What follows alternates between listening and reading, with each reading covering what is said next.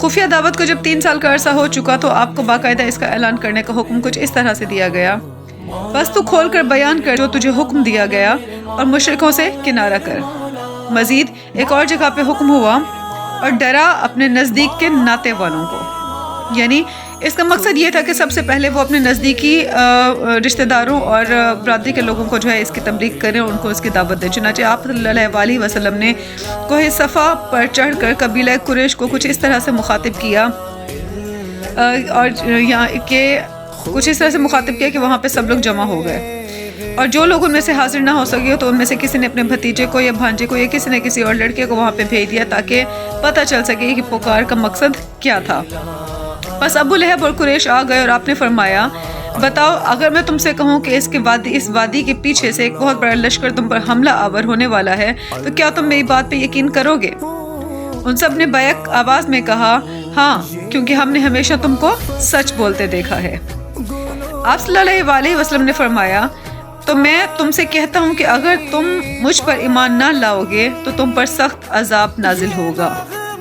اس پر ابو لہب بولا: تجھ پر آئندہ ہمیشہ ہلاک و زیان ہو، کیا تو نے اس لیے ہم سب کو جمع کیا تھا؟ اس بات پر یہ آیات نازل ہوئی تھیں جس کا ترجمہ کچھ اس طرح سے کہ ہلاک ہو جیو ہاتھ ابو لہب کے، اور ہلاک ہو وہ کام نہ آیا اس کو اس کا مال اور جو کچھ اس نے کمایا۔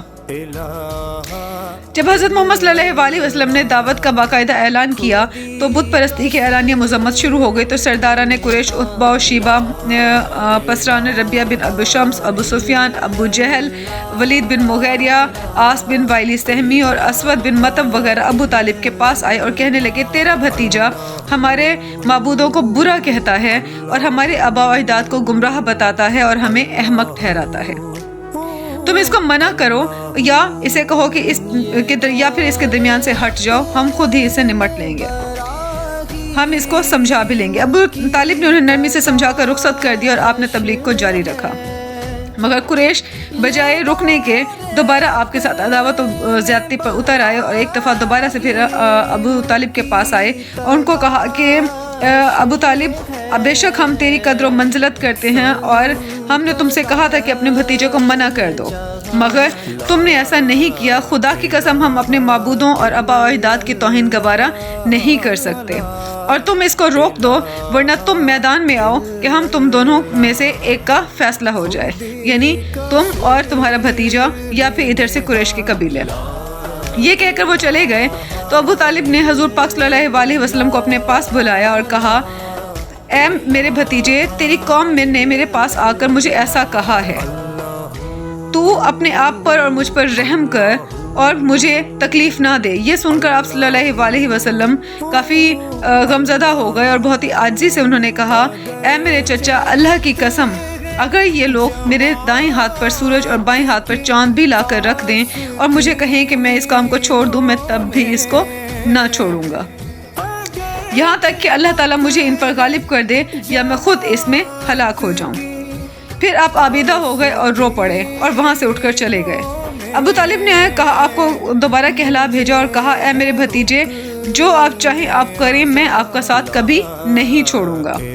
جب قریش نے دیکھا کہ ابو طالب اس طرح نہیں مانتا تو انہوں نے عمارہ بن ولید مغیرہ کو ساتھ لے کر ان کے پاس آئے اور کہنے لگے: اے ابو طالب، یہ عمارہ قریش میں سے نہایت قوی اور خوبصورت نوجوان ہے، تو اس کو رکھ لے اور اس کو اپنا بیٹا بنا لے اور اس کے بدلے میں اپنے بھتیجے کو ہمارے حوالے کر دے۔ ابو طالب نے کہا: اللہ کی قسم، تم مجھے بہت بڑی تکلیف دیتے ہو، کیا تم مجھے اپنا بیٹا دیتے ہو کہ میں اس کے واسطے تمہیں اپنا بیٹا دے دوں اور تم اسے قتل کر دو؟ تو میں ایسا ہرگز نہیں کروں گا، مجھے خدا کی قسم۔ یہ سن کر قریش اور بھی زیادہ آگ بگولا ہو گئے اور ایک روز ولید بن مغیرہ کے پاس جمع ہوئے اور ان کے درمیان میں کچھ جو بات چیت ہوئی وہ ذرا اس طرح سے تھی۔ ان میں سے ولید اور قریش کے درمیان جو گفتگو ہوئی اس میں سے ولید نے کہا کہ اے گروہ قریش، حج کا موسم آ گیا ہے اور عرب کے قبائل تمہارے پاس آئیں گے جنہوں نے تمہارے صاحب کا حال سن رکھا ہے، اس کے بارے میں ایک رائے پر اتفاق کر لو، کہیں ایسا نہ ہو کہ ہماری بزاد ہو اور کوئی ہم پر یقین نہ کرے اور محمد صلی اللہ علیہ وسلم بازی لے جائے۔ قریش نے کہا آپ ہی ایک رائے قائم کر دیں، ہم اسے تسلیم کر لیں گے، جس پر ولید نے کہا نہیں، تم کہو اور میں سنتا ہوں۔ قریش نے کہا کہ ہم کہیں گے یہ کاہن ہے، جس پر ولید نے قسم اٹھائی کہ نہیں، یہ کاہن نہیں ہے، ہم نے بہت سے کاہن دیکھے ہوئے ہیں، اس کا کلام نہ کاہن کا زمزمہ ہے نہ سجا۔ قریش نے کہا ہم کہیں گے کہ وہ دیوانہ ہے، جس پر ولید نے ان سے کہا کہ یہ دیوانہ بھی نہیں ہے، ہم نے دیوانگی دیکھی ہوئی ہے۔ قریش نے کہا ہم کہیں گے کہ وہ شاعر ہے، تو اس پر ولید نے ان سے کہا کہ وہ شاعر نہیں ہے، کیونکہ ہم تمام قسم کے شعر، رجز، حزق، کریز، مقبوض اور مثبوت معلوم ہے، اس کا کلام کوئی شعر نہیں ہے۔ چنانچہ قریش نے اس پر کہا ہم کہیں گے کہ محمد صلی اللہ علیہ وسلم جادوگر ہے، جس پر ولید نے کہا وہ جادوگر بھی نہیں ہے، ہم نے جادوگر دیکھ رکھے ہیں، نہ تو وہ جادوگروں کی طرح پھونک مارتا ہے اور نہ ہی رسیوں یا بالوں کو گرا دینا جانتا ہے۔ قریش نے کہا ابو عبد الشمس پھر تم بتاؤ ہم کیا کہیں؟ اس پر ولید نے کہا اللہ کی قسم اس کے کلام میں بڑی حلاوت ہے، اور اس کلام کی اصل مضبوط جڑ والا درخت خرما ہے، اور اس کی فرا پھل ہے، اور اس باتوں میں سے جو بات تم کہو گے وہ ضرور پہچان لیں گے اور ہم جھوٹے ثابت ہو جائیں گے۔ اس کے بارے میں صحت سے قریب تر قول یہ ہے کہ تم کہو وہ جادوگر ہے، اور اس کے پاس ایک ایسا کلام ہے، وہ ایک ایسا کلام لایا ہے جو کہ جادو سے بھرپور ہے، اور اس کلام میں وہ باپ بیٹے میں، بھائی بھائی میں، میاں بیوی بیوی میں اور قریش و اقارب میں جدائی ڈال دیتا ہے، تو اس سے دور رہنا۔ ولید کا کلام سن کر وہ تمام لوگ مجلس سے اٹھ کر چلے گئے، اور جب حج کے موسم میں لوگ وہاں پر آنے لگے تو وہ ان کے راستوں میں بیٹھ کر ہر آنے والے بندے کو حضرت محمد صلی اللہ علیہ وسلم کا حال بیان کرتے اور ان سے ملنے سے ڈرانے لگے۔ اللہ تعالیٰ نے ولید کے بارے میں کچھ آیات بھی نازل کی اور اس پہ خوف و غضب کا اظہار بھی کیا۔ اسی طرح سے ایک دن جب حضور پاک صلی اللہ علیہ وسلم مسجد میں اکیلے بیٹھے ہوئے تھے تو سردار قوم عتبہ بن ربیعہ بن عبد الشمس اور قریش میں کچھ گفتگو ہوئی، وہ یہ تھی۔ عتبہ نے کہا اے گروہ قریش، کیا میں محمد صلی اللہ علیہ وسلم کے پاس جاؤں تاکہ اس سے کلام کروں اور چند باتیں اس کے آگے پیش کروں، شاید وہ ان میں سے کسی بات کو پسند کرے، بس ہم وہ کر دیں گے اور وہ ہم سے باز رہے گا۔ قریش نے ان کی بات کی تائید کی اور کہا کہ ضرور ابو ولید آپ جائیے اور ان سے گفتگو کیجیے۔ چنانچہ عتبہ وہاں سے اٹھا اور حضرت محمد صلی اللہ علیہ وسلم کے پاس آیا۔ اس نے آپ صلی اللہ علیہ وسلم سے کہا اے میرے بھائی کے بیٹے،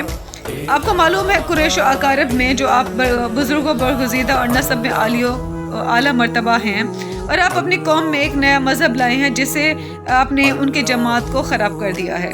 آپ نے ان کے داناؤں کو نادان کہا، آپ نے ان کے معبودوں کو عبادت کے لائق نہ کہا، ان کو برا بھلا کہا، ان کے دین کو برا کہا، ان کے گزشتہ آباء و اجداد کو کافر بتایا۔ چنانچہ میں آپ سے چند باتیں پیش کرتا ہوں، شاید آپ ان میں سے کسی کو پسند فرمائیں۔ جس پر آپ صلی اللہ علیہ وسلم نے فرمایا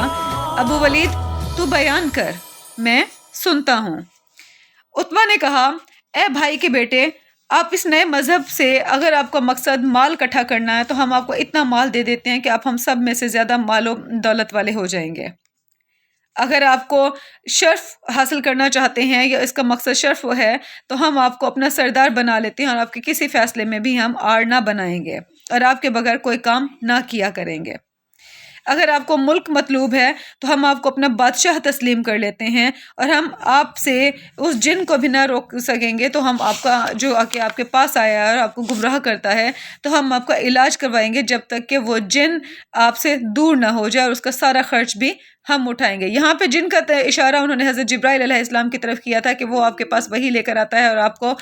گمراہ کرتا ہے، جس کی وجہ سے آپ لوگوں کو گمراہ کر رہے ہیں، تو اس جن کا سایہ آپ سے دور کرنا ضروری ہے۔ حضرت صلی اللہ علیہ وسلم نے فرمایا ابو ولید تو نے جو کہنا تھا کیا تو کہہ چکا؟ جس پر عتبہ نے کہا کہ ہاں۔ آپ صلی اللہ علیہ وسلم نے کہا اب مجھ سے سن۔ عتبہ نے کہا سنائیے۔ حضرت محمد صلی اللہ علیہ وسلم نے سورہ حم کی آیات تلاوت فرما کر سجدہ کیا تو عتبہ کھڑا سنتا رہا۔ حضرت محمد صلی اللہ علیہ وسلم نے کہا ابو ولید تو نے سنا؟ عتبہ نے کہا میں نے سنا، آپ جانے اور آپ کا کام۔ چنانچہ عتبہ وہاں سے اٹھا اور واپس قریش کے پاس آیا، اور قریش نے عتبہ کو آتے ہوئے دیکھ کر کہا کہ یہ اس رنگ میں واپس نہیں آ رہا جس رنگ میں کہ یہ وہاں پہ گیا تھا۔ تو انہوں نے عتبہ سے کہا اے عتبہ بتا وہاں کا حال کیا ہے؟ جس پر عتبہ نے کہا اللہ کی قسم میں نے ایسا